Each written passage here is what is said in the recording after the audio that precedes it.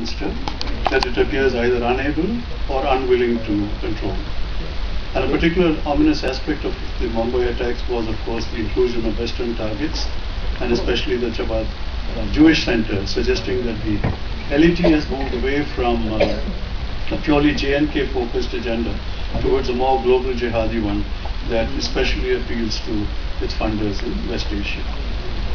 Notwithstanding Mumbai, however, the continuing willingness of the Indian political leadership to reach out with conciliatory gestures to the Zardari government suggests that at least a small possibility of a more vibrant process could transform the historic enmity into an understanding, if not a partnership. Now, even so, I think what needs to be understood is that the situation remains brittle, as reflected in the criticism by the Indian press and elite for their government's appearance of being too soft and conciliatory in later discussions with Pakistani leaders.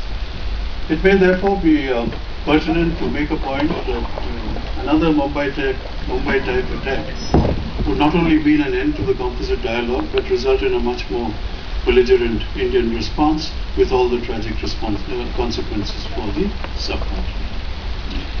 The second strategic issue relates to the unanimity of opinion among global and regional powers that the collapse of Pakistan is a real possibility and that the country needs urgent attention.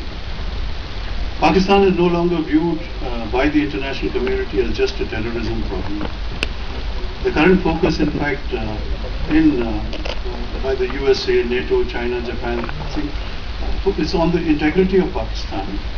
And I think some of these countries, this particular situation could be exploited through initiatives by India to transform its psychological and political relationship with Pakistan, which is something I think needs to work towards.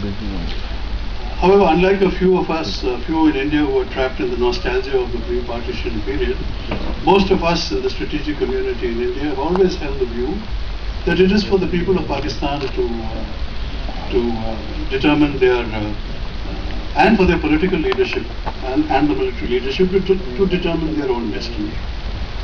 The creation of Pakistan, as was mentioned this morning, was sought by its leadership to fulfill the aspirations of a section of the population of what was undivided India. That those aspirations were torpedoed by the division of that entity that emerged in 1947 was not of India's making. Nor can India be held responsible for the internal problems that Pakistan is today facing.